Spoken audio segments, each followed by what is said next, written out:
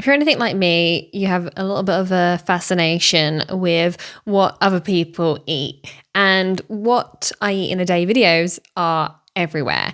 And while they can be fun and inspiring, they can also be a bit misleading, especially if they make you think that the solution is just to copy someone else's meals and hope for the best. So I want to do this a little bit differently. In this episode, I'm giving you a behind the scenes look at what I eat in a day to support my metabolism, but there are two caveats.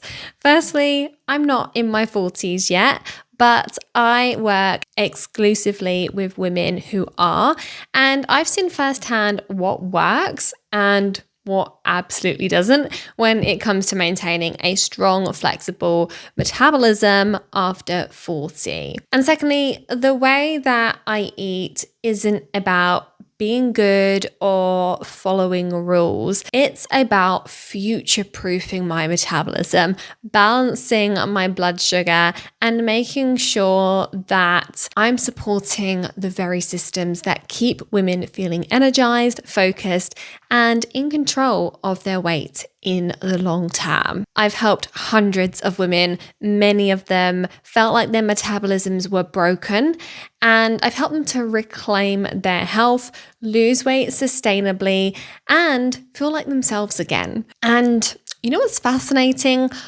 Almost all of them were under eating, over exercising, and unknowingly slowing their metabolism down in the process. So while this episode is a little bit more of a personal one, it's rooted in the exact principles that I teach inside my programs, the same ones that consistently lead to comments like, I can't believe that I'm eating more and finally losing weight.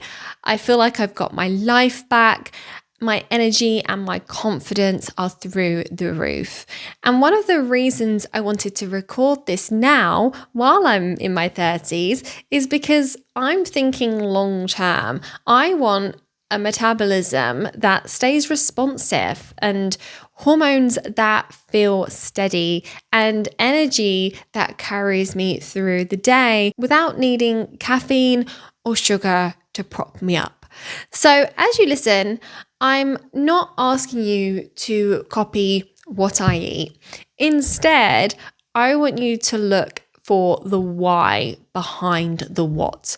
Because if you can take the principles behind how I build my meals and apply them to your life based on your needs and your body and lifestyle, that's where the transformation happens. And if you're thinking, this all sounds great, but I just want someone to tell me what works for my body, I've got you. I'm going to share more at the end about how you can work with me or join my next Metabolism Reset Challenge to start applying this for real, not just for a day, but for good. So let's dive in. So before I walk you through a typical day of eating, I want to share the approach that guides how I eat, because it's not about rules or rigid meal plans. Everything that I choose is built around one question. Will this support my metabolism, my energy, and my hormones? Not just today, but long term. It's less about the perfect food and more about what consistently works for my body. And, that's exactly what I help women to discover inside my programs. Over the years, I've worked with so many women in their 40s and beyond who come to me feeling like they've tried everything.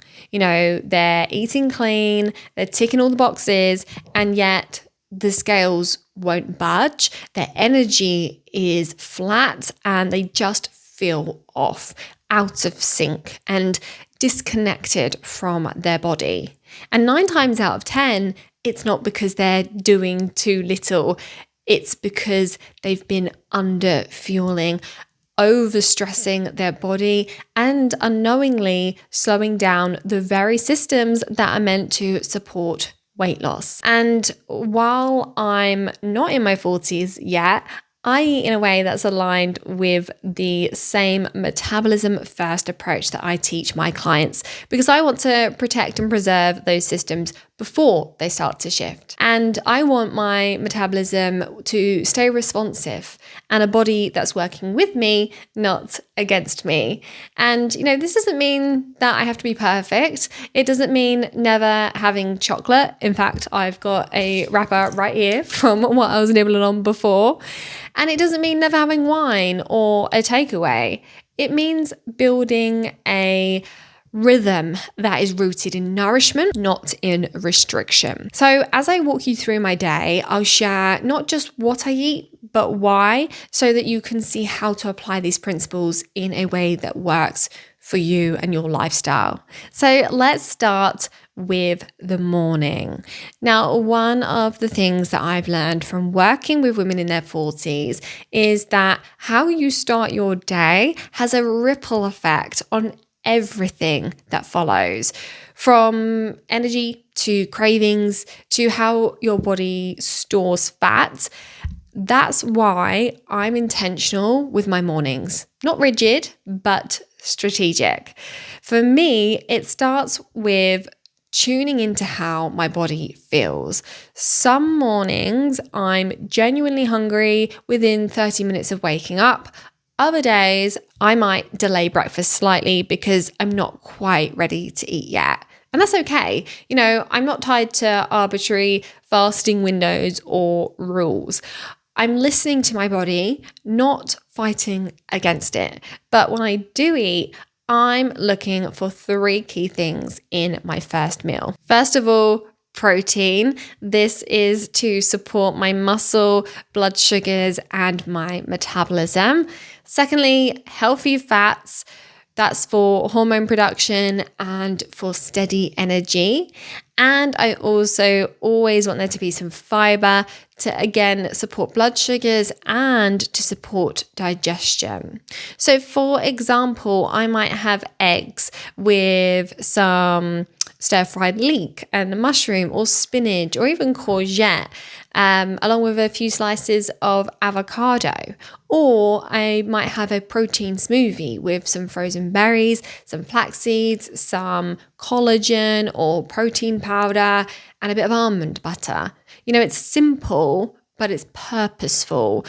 What I don't do is start my day with coffee on an empty stomach or a high carb, low protein breakfast like cereal, toast, or fruit alone. And, I have so many women that reach out to me and say, well, what about Weetabix? What about porridge? They're clean. They only have one ingredient in. But whilst it's a quote unquote healthy food because it's not as processed and there's only 1 or 2 ingredients in there, that doesn't make it balanced. So we not only need to be looking at the quality of the ingredients that we're including, but we also want to ensure that we're having a balance of macronutrients. This is why I'm specifically stating that I have protein, I have fiber, and I have fats all together. Like I say, not just cereal, not just fruit on its own, because I know what that does to my blood sugar and my mood, and if you're someone who finds yourself crashing mid-morning, that's something to look at. I've seen so many women turn things around by simply eating more intentionally first thing and not cutting carbs or calories, but creating balance on the plate so that they're not battling the cravings and the irritability or the fatigue a few hours later. And then if I was to train in the morning, so I often do Pilates before breakfast, but particularly if you were to be doing strength training or anything that's higher intensity, you definitely want to be refueling within an hour or so. Again, for me, that's protein with a small serving of carbohydrates to support the recovery and to reduce cortisol. And often that can look like granola made from nuts and seeds, usually a homemade one with some Greek yogurt and berries. The principle is this: food is fuel, and my metabolism responds best when it knows that it's safe and well fed. This is one of the most freeing mindset shifts that my clients experience. They stop fearing food and they start seeing it as a partner in their fat loss journey. So that's my morning approach. Nothing fancy, no rules, just simple, consistent routine that supports the results that I want now and protects my metabolism that I want to have in the next decade. Now, let's talk about lunch. This is the meal that I see most women underestimating, especially those who are busy juggling work, life, kids, and everything else. And I get it. It's so easy to default to something quick, like a sandwich or a bowl of cereal or a bowl of soup, or just grabbing leftovers from the fridge and calling it done. But here's what I see time and time again with my clients. When lunch is too light or if it's unbalanced, the afternoon turns into a battle with cravings, fatigue, and snacky grazing behavior. And that doesn't actually satisfy anything. So for me, lunch is where I make sure I'm not just topping up my energy, but rebalancing my blood sugars and keeping my metabolism supported through the second half of the day. And a typical lunch might look like a portion of protein, which very often for me is eggs, but it could be chicken, it could be fish, like a tin of mackerel, it could be lentils or something like that. And then I would have that with a generous helping of vegetables. This could be raw, it could be roasted, it could be sauteed, it could be that you're cooking it fresh there and then, or that you're having leftovers. None of that matters too much. We want to make sure that the veg is on the plate in one way or another. And then I'd also have a fiber-rich carb. Now this might be quinoa, it might be sweet potato, it could be lentil pasta, it might be some whole grain sourdough. And then there's always going to be some healthy fats there. That might be some avocado, it could be some tahini dressing, olive oil, or even just a handful of seeds. It's balanced, it's nourishing, and it's satisfying. But most importantly, it keeps me focused and full until dinner. And what I don't do is I don't rely on low calorie lunches or meal replacement bars, because I know that when I eat a lunch that's built around real whole foods and properly fuels my body, I don't need to white knuckle my way through the afternoon. My cravings are quieter, my energy is steadier, and I'm not thinking about food all the time. You know, this is something that we really focus on inside the Metabolism Reset, you know, helping women learn how to build meals that are satisfying and strategic. Because when your lunch is built to support your blood sugar hormones, you stop needing to snack your way to the next meal. You know, you'll hear me say this often. Fat loss isn't about eating less, it's about eating better. And lunch is one of the best places to start to see that in action. Now, let's talk about dinner, because this is often where the pressure creeps in. I hear this from a lot of my clients.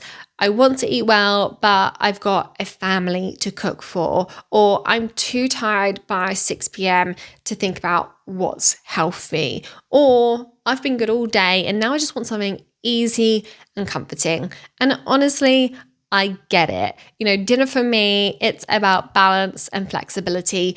It's not about eating differently from everyone else in the house or trying to force a perfect plate after a long day. What matters most is that I'm still building my meal around the same principles I've used all day.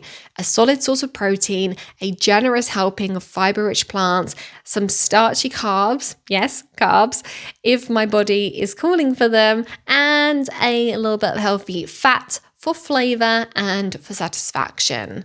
And that could look like so many different things. It might be a stir fry with prawns and some colorful veg and brown rice. That's actually what I'm having for dinner tonight. It could be a tray bake with roasted chicken thighs and vegetables, and that might be some red onions, some broccoli, some courgette, or whatever you fancy. There could be some butternut squash in there.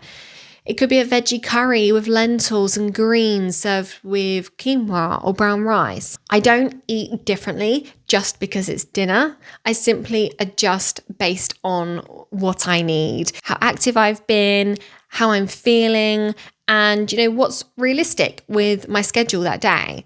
And that's an important point. Your metabolism responds to patterns, not perfection. You don't have to eat clean at every meal. You don't need to avoid carbs after 6 p.m. What you do need is consistency in the way you nourish your body across the day, week, and month. I also don't believe in finishing the day with a tiny meal just because you want to be good.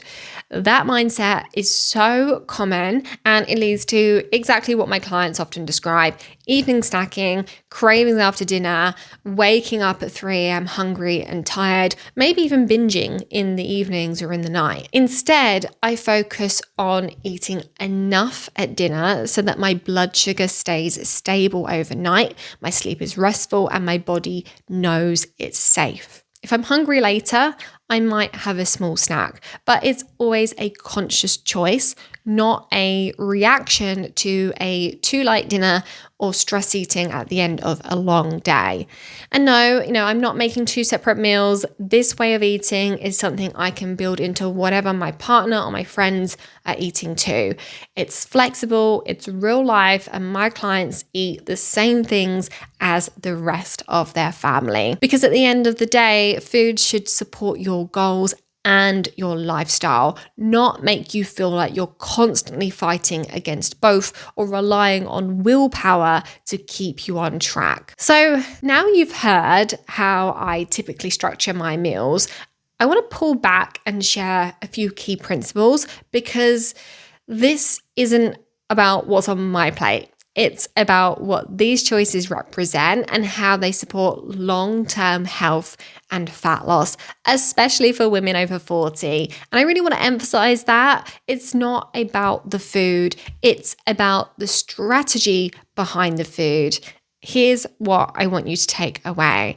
Firstly, I focus on eating enough, not less.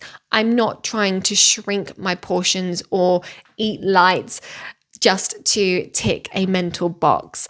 I eat meals that are satisfying and nutrient dense because that's what supports a healthy metabolism, stable energy, and long-term fat loss. And I eat mindfully so that I notice when I'm full. Secondly, I don't snack constantly because I don't need to. When my meals are well balanced with protein, fats, and fiber, I stay full and focused. And that means that I'm not relying on snacks to get through the day, and I'm not ending up in the kitchen at 9 o'clock at night hunting for something to take the edge off. Next, I respond to what my body needs, not what a meal plan tells me to do.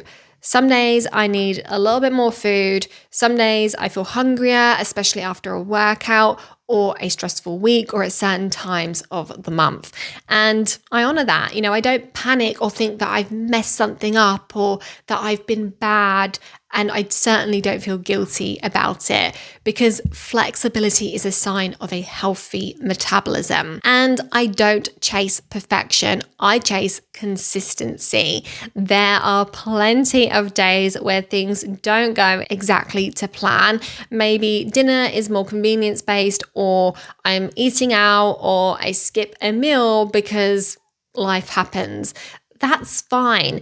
It's not about the one-off moments. It's about how you show up day after day in a way that supports your body. And that's the same shift that I help my clients to make, because women come to me thinking they need a stricter plan, more discipline, or to find the perfect combination of foods. But what they actually need is a personalized, sustainable approach that takes out the guesswork so that they can stop obsessing and start living. So if you're listening and you're thinking, okay, well, this makes sense, but I have no idea how to apply this in my own life. That's exactly what I can help with, whether it's through my 5-day challenge or my one-to-one program. We take these principles and adapt them to you, your body, your hormones, your lifestyle, your goals. And honestly, that is when the real transformation happens. So let's bring it all together. What you've heard today, it isn't some rigid plan. It's definitely not the secret to weight loss, because there is no one secret. There is no one size fits all formula. There's only what works for your body, your metabolism, and the season of life that you're in. But what I hope is that this has shown you that you don't need to undereat or overtrain or obsess over calories to see results. You don't need to cut carbs. You don't need to skip meals or micromanage every bite. What you do need is a way of eating that supports your metabolism, balances your blood sugar and your hormones, and helps you to feel like yourself again, not deprived, drained, or stuck on another diet. This is exactly what I dive into in my 5-day metabolism reset challenge. And if you're listening to this episode and thinking, this makes so much sense, but I need someone to help me implement it, then this challenge is 100% for you. It is designed for women over 40 who are tired of trial and error and are ready to learn a more intelligent and biology-based approach to fat loss without giving up their favorite foods or making 2 different dinners every night. You're going to learn how to build balanced meals that reduce cravings, improve energy, and support fat loss. No calorie counting and no restrictive rules. It's totally doable alongside work, kids, and a busy real life. And it's the perfect way to experience what it's like to work with me without a big commitment. So you'll find the link in the show notes, or you can head over to my Instagram at Louise Digby Nutrition and send me a DM that says reset, and I will send you the link directly. And if you're listening and you know that you want a deeper, more personalized support, you can also find out more about my one-to-one program, the Nourish Method, which includes private coaching, functional testing, and a fully tailored strategy to help you achieve sustainable fat loss and hormone balance. Both links are in the show notes, so take the next step that feels right for you. And finally, if you enjoyed this episode or if you had a little aha moment, I'd love to hear from you. Come and say hello on Instagram or share this episode with a friend who needs to hear it. And if you're listening on a podcast platform, I'd be so grateful if you left a review. It helps me so much. I just want to finish by saying, your metabolism isn't broken. You don't need another diet. You just need a strategy that works with your body, and I would love to help you find it. I'll see you in the next one. Thank you so much for listening.